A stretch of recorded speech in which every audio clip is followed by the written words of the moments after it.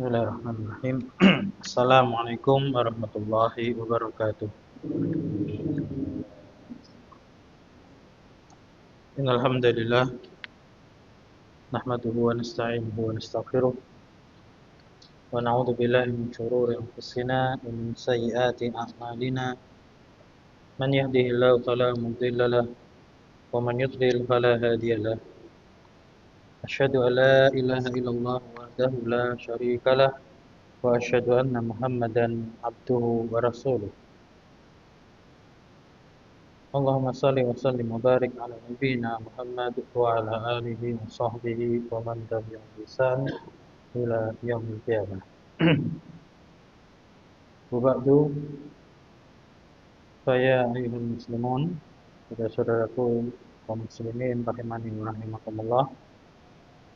Alhamdulillah, senantiasa kita mengingatkan pada diri kita semua untuk terus bersyukur kepada Allah Subhanahu wa taala atas segala limpahan karunia dan nikmatnya, baik nikmat yang bersifat jasmani maupun rohani, baik nikmat yang bersifat duniawiyah, terlebih lagi yang bersifat diniyah ukhrawiyah, yaitu nikmat agama yang bisa mengantarkan kepada kenikmatan akhirat, yaitu nikmat Islam, iman yang mengantarkan kepada surganya Allah Subhanahu wa taala. Ini merupakan nikmat yang Allah berikan pada kita hingga saat ini, hendaknya kita syukuri dengan cara menggunakan kenikmatan tersebut untuk terus berada di atas ketaatan kepadanya.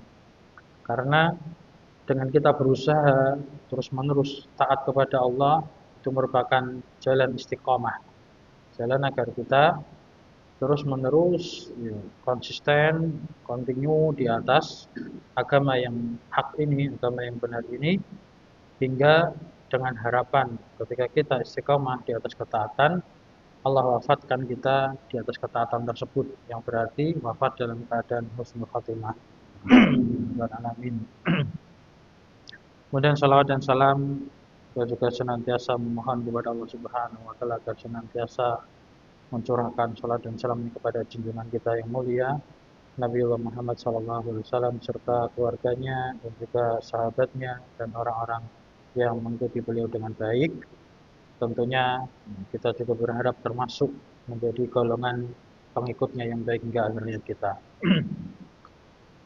Alhamdulillah jemaah sekalian, kita di malam hari ini telah sampai pada surah Al-Ma'un. Kemarin surah Al-Kautsar ya. Ini ayatnya di fotokopiannya ada yang di kotak sebelah kiri.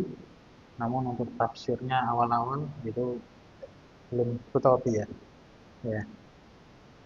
Nah, jadi di sini di awalnya saya baca di kitabnya tafsir suratil Ma'un qala al-musannif rahimahullah taala, al-mufassir itu Syekh Abdurrahman bin Nasir As-Sa'di, semoga Allah merahmati beliau. Beliau mengatakan tafsir suratil Ma'un, tafsir dari surah Al-Ma'un, wahiyya Makkiyah. Ya, wahiyya Makkiyah, dan surat ini termasuk surat Makkiyah. Allah Subhanahu wa taala berfirman, a'udzubillahi minasyaitonir rajim, bismillahirrahmanirrahim. Ara'aital ladzi yukadzibu biddin. Ya, kita baca ayatnya yang di kotak sebelah kiri ya. Ara'aital ladzi yukadzibu biddin. Artinya ara'aita itu arti aslinya adalah apakah kamu lihat? Apakah kamu lihat, dari kata ro'a. Ro'a itu melihat. Ra'aita kamu melihat. A di situ kata tanya.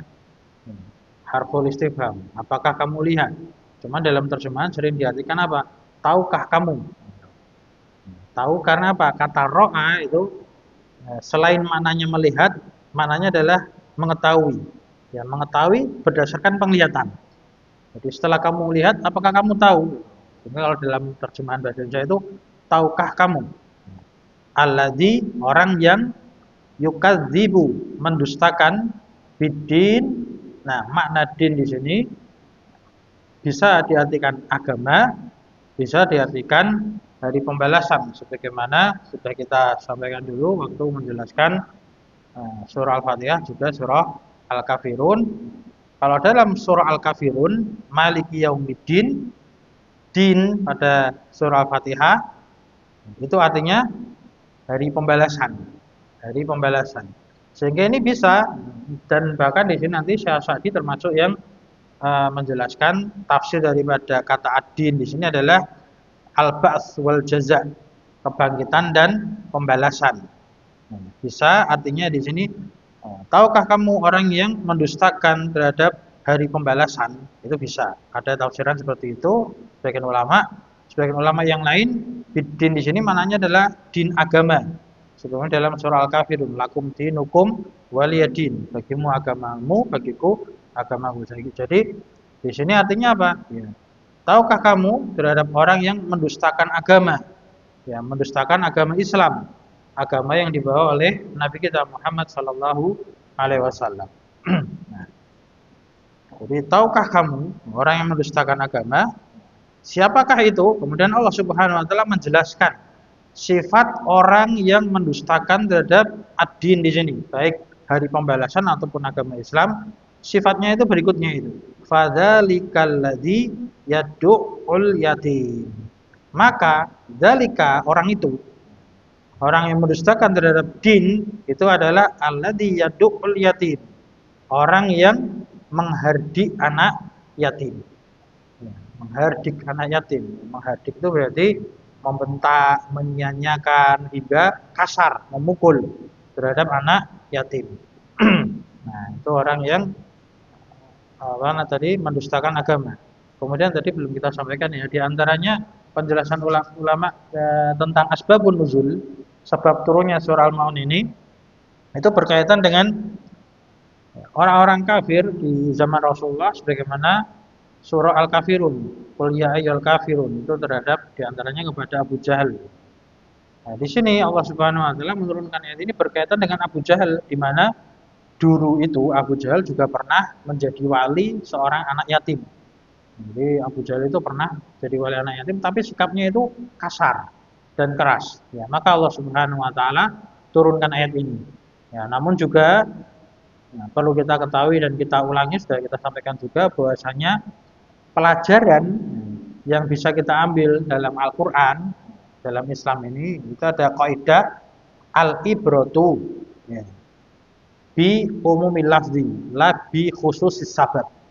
Jadi ibrah, pelajaran itu yang bisa kita ambil itu dari keumuman lafadznya. Isi daripada Al-Quran itu umumnya apa? Ya, umumnya adalah ini peringatan untuk orang-orang yang mendustakan agama. La bi khusus sabab, bukan karena khususnya sebab. Ya, sebagaimana tadi kita katakan asbabun nuzul, ya, sebab turunnya ayat ini berkaitan dengan Abu Jahal. Terus bukan berarti ini hanya khusus Abu Jahal saja atau orang-orang kafir di zaman Rasulullah saja, tapi berkaitan semua, ya, umum. Siapa saja yang mendustakan terhadap ad-din, terhadap agama atau terhadap hari pembalasan, sehingga kita semua bisa mengambil pelajaran. Ini secara umum kita semua bisa mengambil pelajaran. Nah, tadi disebutkan di ayat yang kedua, sifat daripada orang yang mendustakan ad-din adalah orang yang menghardik anak yatim. Kemudian sifat berikutnya lagi disebutkan, wala yahuddu ala ta'amil miskin, dan tidak mengajak. Hadda yahuddu ala itu artinya itu mengajak orang lain, menyuruh, ya, menyarankan. Wala yahuddu ala ta'amil miskin, dan dia itu tidak mengajak untuk ta'amil miskin, memberi makan kepada orang miskin. Artinya apa Pak sifatnya kalau orang seperti ini? Bakhil, kikir, ya, pelit. Dia nggak mau nyuruh orang untuk ngasih makan orang miskin. Nah, nanti dijelaskan, jangankan nyuruh orang lain, nyuruh diri sendiri aja nggak mau. Makanya dia menghalang-halangi orang itu, jangan sampai orang lain itu juga ngasih makan pada orang miskin. Dia tidak mengajak itu sama sekali, nggak mau menyeru orang untuk bersedekah, itu nggak mau, karena dirinya sendiri seperti itu sifatnya. Jadi pengennya itu orang lain sifatnya sama seperti dirinya. Kemudian sifat berikutnya, nah ini makanya tadi disebutkan tidak hanya khusus terhadap orang kafir, namun ayat ini juga fawailul lil musallin, Maka celakalah bagi al-musallin. Nah, ini perlu kita pahami betul, jangan sampai salah paham. Wailun itu artinya kan celaka. Maka celakalah lil musallin. Kalau letter lak ini celaka untuk orang yang sholat. Loh, wong sholat kok ciloko kan? Itu gimana? Pertanyaan seperti itu sering terjadi. Maksudnya di sini al-musallin di sini adalah orang yang punya kewajiban sholat. Ya, orang yang punya kewajiban sholat. Nah, kemudian disifati orang yang punya kewajiban sholat ini bisa celaka. Kapan itu? Alladzina hum an sholatihim sahun. Yaitu orang-orang yang mereka itu an sholatihim dari sholatnya itu sahun, lupa atau lalai. Ini juga perlu diperhatikan penggunaan harfu jar dalam bahasa Arab. An. Jadi sahun itu kan ya lupa. Ada bahasa Arab itu saha yashu, sahwan, masdarnya sahwan. Makanya ada istilah sujud sahwi. Sujud sahwi itu sujud karena lupa, ada kewajiban yang lupa dilakukan, sujud sahwi. Sahun itu lupa. Ya, namun ada pasangan huruf jar dalam bahasa Arab itu ada sahwun an, ini pakai an kan ini. Jadi lupa dari artinya itu melalaikan. Ada sahwun fi, lupa di dalam sholat. Itu nanti ada perbedaannya. Nah, yang di sini yang disampaikan atau difirmankan Allah Subhanahu wa taala adalah celakalah bagi orang yang punya kewajiban sholat, namun dia itu orang-orang yang lalai terhadap sholatnya, lupa dari sholatnya, lalai dari sholatnya. Nah, sifat ini atau ayat ini mensifati orang-orang munafik. Nah, nggak mungkin kan Abu Jahal, karena Abu Jahal kafir. Abu Jahal nggak sholat sama sekali. Nah, ini makanya tadi sebagian ulama pun menyebutkan bahwasanya surah Al-Maun ini ada yang mengatakan Makkiyah, ada yang mengatakan Madaniyah. Ini juga diperselisihkan. Atau ada yang mengatakan sebagian Makkiyah, sebagian Madaniyah. Jadi Al-Quran itu bisa seperti itu. Ada yang Allah turunkan satu surat lengkap. Ya. Ada yang Allah turunkan ayat per ayat. Kemudian pada akhirnya Allah kumpulkan dari ayat-ayat ini menjadi satu surat. Nah, sedangkan turun temurunnya itu beda-beda. Kadang ada yang sebelum hijrah, namanya surah Makkiyah, ayat-ayat Makkiyah. Ada yang setelah hijrah, namanya ayat-ayat Madaniyah. Jadi di sini perpaduan antara Makkiyah dan Madaniyah. Jadi celakalah bagi orang-orang yang sholat namun dia itu lalai terhadap sholatnya. Itu sifat yang keberapa? 1, 2, 3. Sifat yang ketiga. Kemudian sifat yang keempat dari orang-orang yang mendustakan ad-din, mendustakan agama dari pembalasan, itu adalah alladzina hum yuraun. Orang-orang yang mereka itu riya. Yuraun itu dari kata ro'a, yaro, melihat. Kemudian kata ro'a, yuroi, itu artinya riya, agar dilihat. Atau memperlihatkan ibadahnya agar dilihat orang lain kemudian mendapatkan pujian. Itu namanya riya. Jadi sholatnya itu tuh nggak ikhlas karena Allah. Makanya ini sifat sholatnya orang munafik. Kemudian sifat yang berikutnya wayamnaunal maun. Nah, surat Al-Maun ini diambil dari kata dari ayat terakhir, Al-Maun. Artinya apa, Pak? Sudah pernah tahu arti Al-Maun? Sering kita baca. Wayamnaunal maun artinya dan mereka itu menghalang-halangi atau melarang-larang dari al-maun terhadap al-maun. Al-maun itu tuh artinya perabotan yang bermanfaat. Maksudnya bagaimana? Maksudnya karena saking kikirnya, saking bakhilnya, saking pelitnya tadi, itu alat-alat yang bermanfaat itu mereka tahan, mereka sembunyikan, mereka halang-halangi. Jadi kalau ada tetangganya, saudaranya mau pinjam, nah, pinjam piring, pinjam panci, kan gitu. Ya, Masya Allah ini tafsir Al-Quran sampai seperti ini detailnya ya. Lengkapnya Islam itu loh Pak, sampai urusan dapur kan gitu kan, perabotan-perabotan, sampai kampak itu nanti juga disebutkan saya dia ada yang mau pinjam palu, pinjam pacul, itu dihalang-halangi nggak boleh. Bilangnya, oh masih dipakai itu, atau apa? Ya dengan bermacam alasan itu, intinya pelit gitu aja. Disilahi rento kan itu. Nah ini sifat orang-orang yang bakhil, orang-orang yang mendustakan terhadap ad-din, agama, atau mendustakan hari apa pembalasan. Kenapa? Karena dia tidak yakin dapat pahala. Ketika dia mendustakan adanya pahala, ngapain saya bersedekah? Ngapain saya minjem-minjem? Nah, nggak dapat apa-apa, mikirnya kan gitu. Tapi kalau orang yang beriman, dia yakin pasti dapat pahala dari Allah Subhanahu wa taala. Sampai pun minjemin tadi, minjemin sendok, minjemin piring itu dapat pahala. Nah, ini dalilnya dari surat ini, Masya Allah. Karena ikhlas gitu ya. Itu surat Al-Maun. Kemudian kita baca tafsirnya.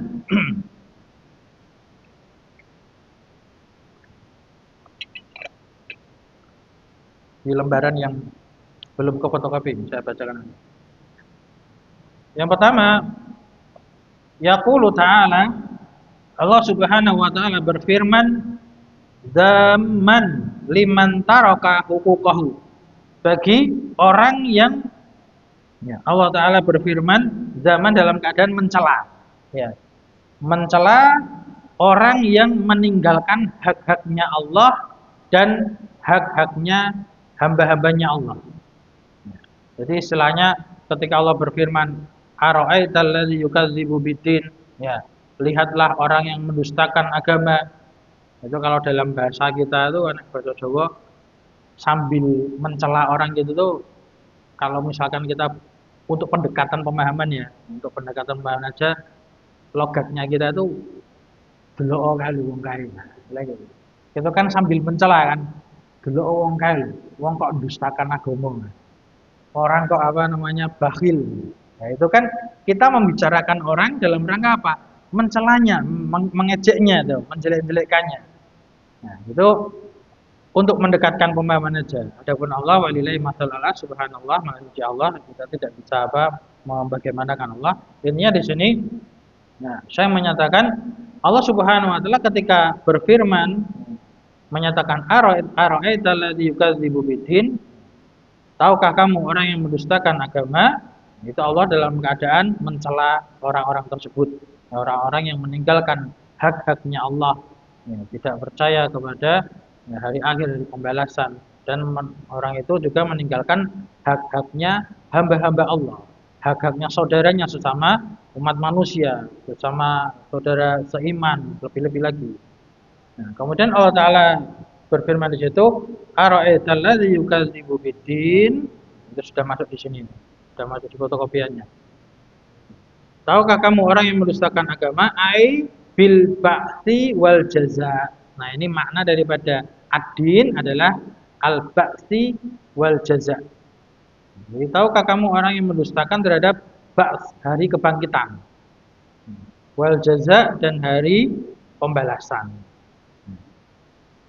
Fala yu'minu, maka dia orang itu yang mendustakan terhadap hari kebangkitan dan balasan itu la yu'minu, tidak beriman, bima ja'at bihi rusul, dengan apa yang Rasulullah datang dengannya.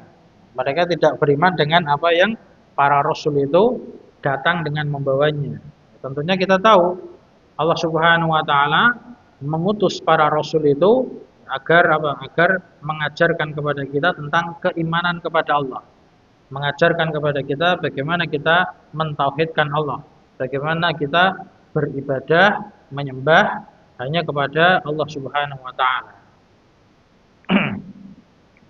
Kemudian ayat berikutnya, fadzalikal ladzi yad'ul yatim.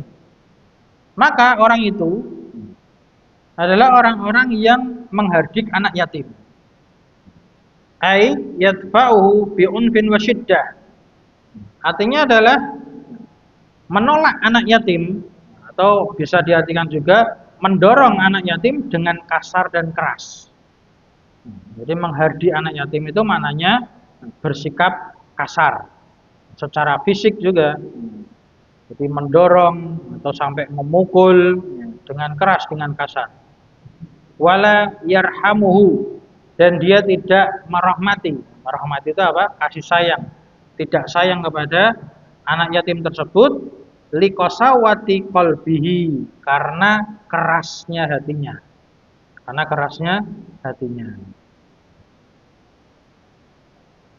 Jadi kalau kita lihat penjelasan para ulama itu, di antara cara melembutkan hati kita, kalau kita suatu saat merasa hati kita kok kasar, kok kita kok merasa mudah marah, emosinan, itu di antara caranya itu kita datangi anak yatim.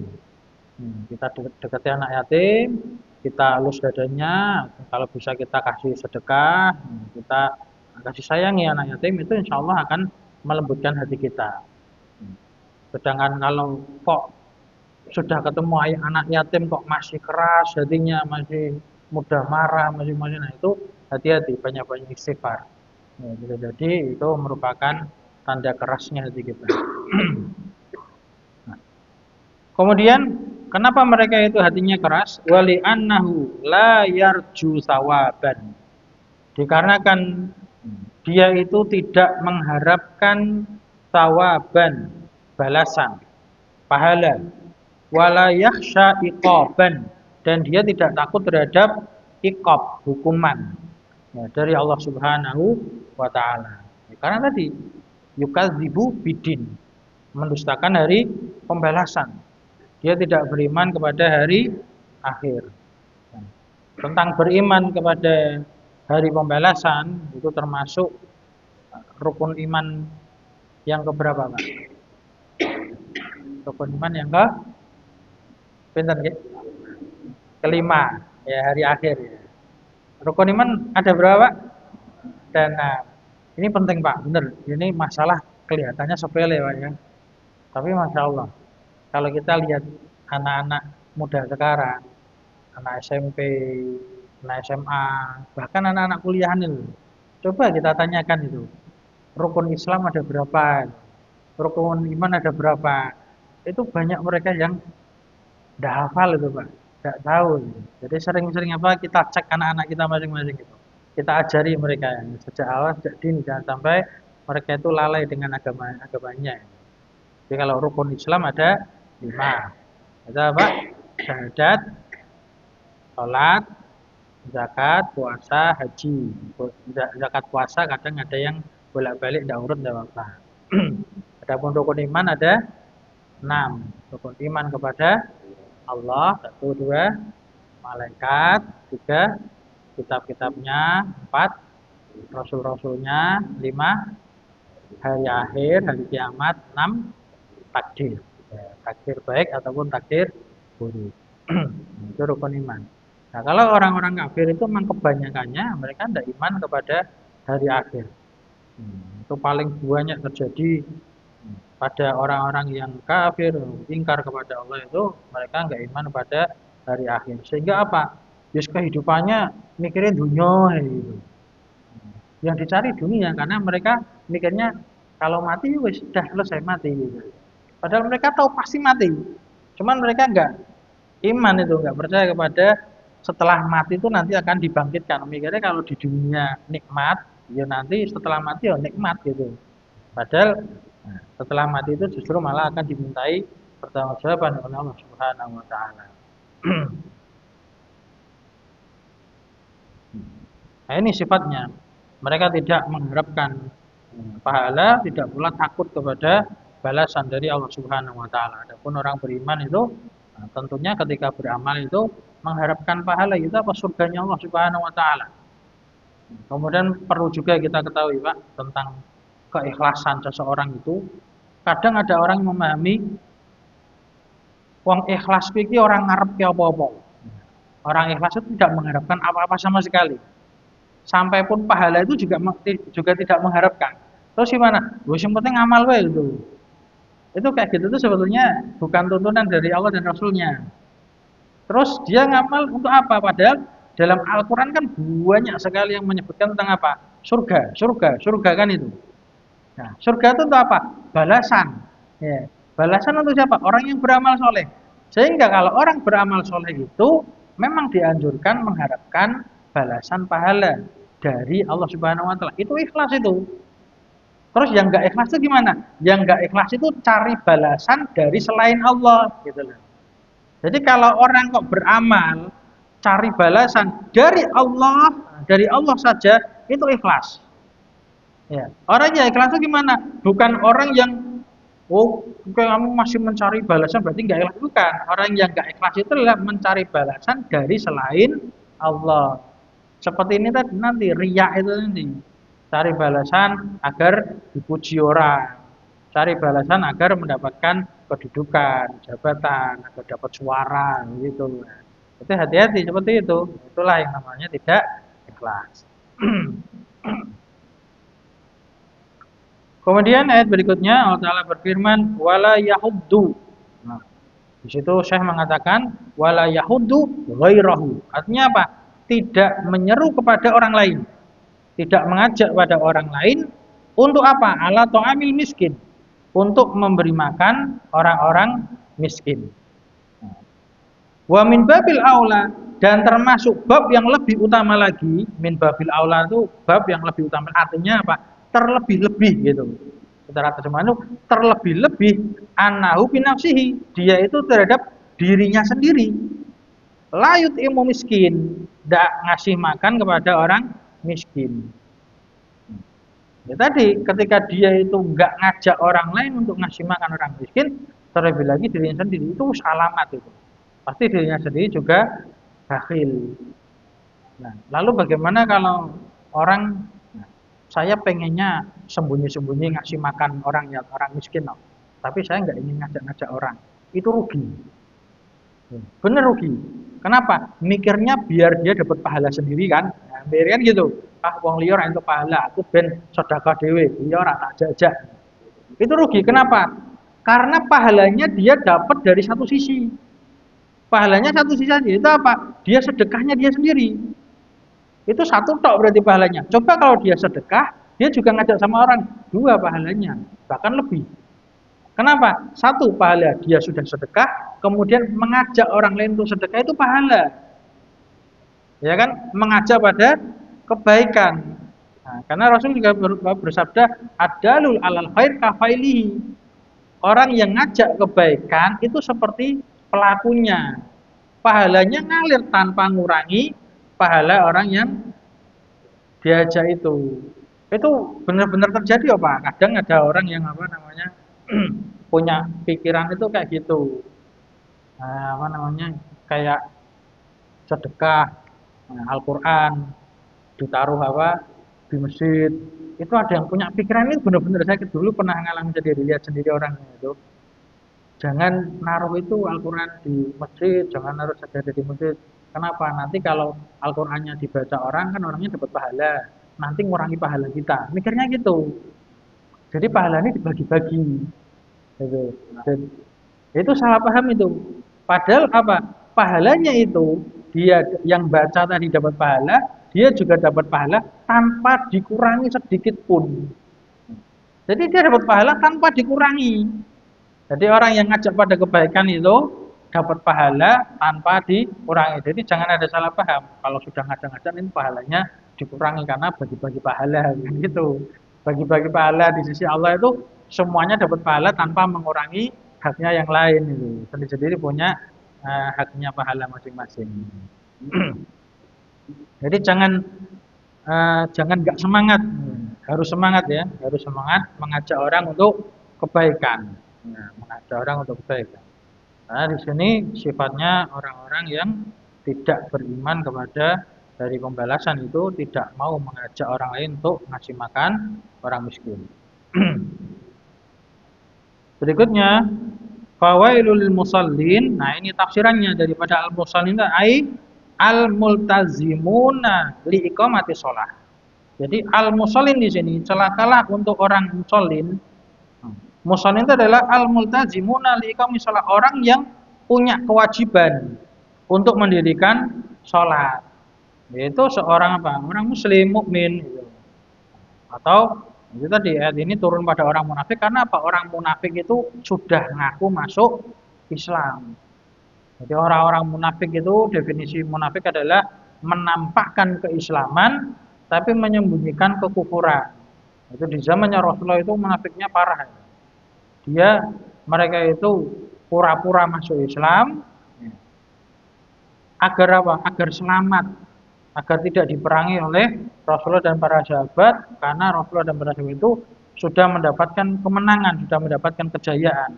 Sehingga orang-orang munafik itu yang takut untuk diperangi, wis pokoknya etok-etok mlebu Islam, etok-etok melu salat, etok zakat, poso itu.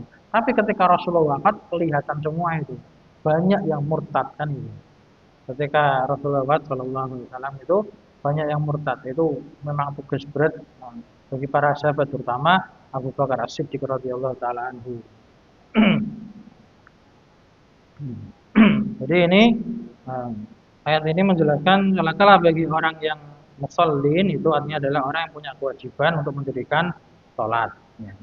Lakinnahum, akan tetapi mereka, ya orang-orang yang punya kewajiban untuk sholat itu an sholatihim sahun. Kalau saya bacanya teks Arab itu tidak dibaca ikhfa, an sholatihim. Tapi kalau baca Al-Quran jadi ikhfa, al-so kan itu. Ya, cuman kalau baca Arab aja boleh tanpa hukum-hukum tajwid boleh, tapi kalau sudah baca Al-Quran harus pakai hukum tajwid. Nun sukun ketemu shad, termasuk bacaan apa tadi? Walakinnahum an salatihim sahun. Mereka itu dari sholatnya itu sahun, orang-orang yang lupa, lalai. Nah, maksud daripada sahun, lalai, lupa di sini, maksudnya adalah mudayyi'una laha, menyia-nyiakan, menyia-nyiakan sholat. Tarikuna liwaktiha, meninggalkan waktu sholat, sholatnya tidak pada tempatnya. Mufawwituna li arkaniha, banyak meninggalkan rukun-rukunnya, banyak meninggalkan rukun-rukunnya. Ayat ini dijelaskan di dalam tafsir yang lain. Ini menjelaskan sifat sholatnya orang-orang munafik. Rasulullah bersabda, tilka sholatul munafik, tilka sholatul munafik, tilka sholatul munafik. Itulah sifat sholatnya orang-orang munafik. Bagaimana itu? Ini sebab nuzulnya waktu itu orang-orang munafik di waktu sholat asar.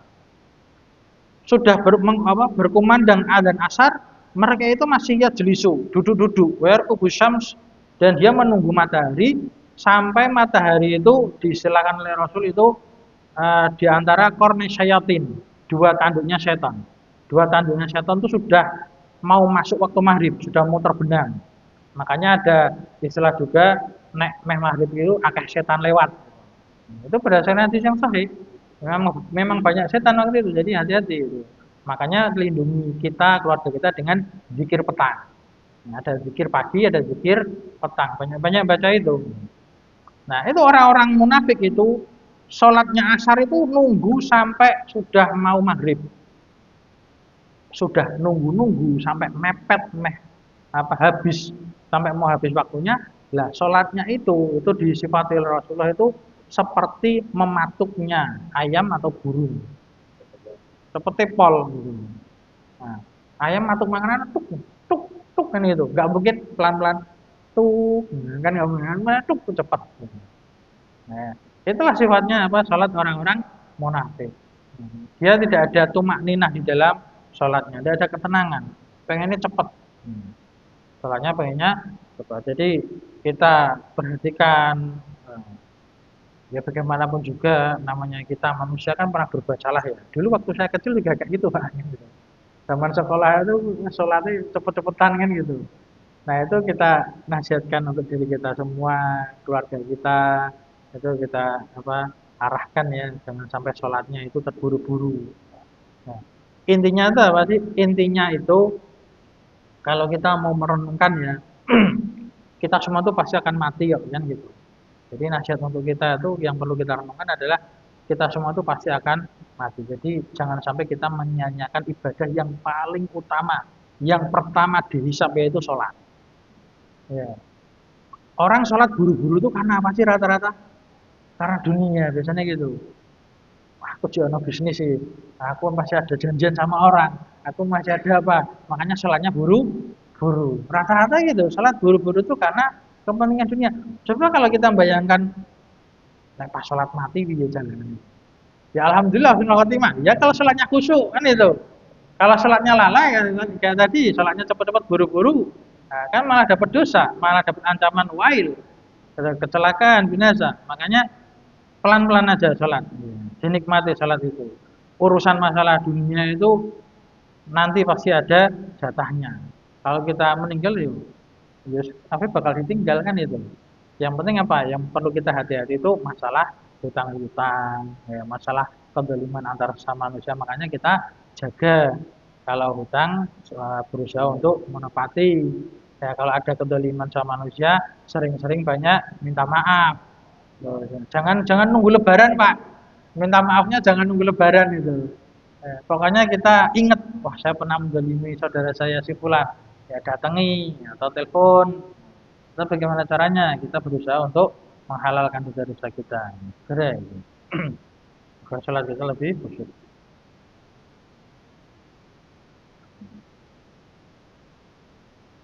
Kemudian saya menjelaskan wahada dan hal ini li adami ihtimamihim bi amrillah. Karena tidak adanya kesungguhan mereka. Mereka tidak punya perhatian yang sungguh bi amrillah dengan perintah Allah Subhanahu wa taala haitsu dayya'u shalah ketika mereka itu menyia-nyiakan salat.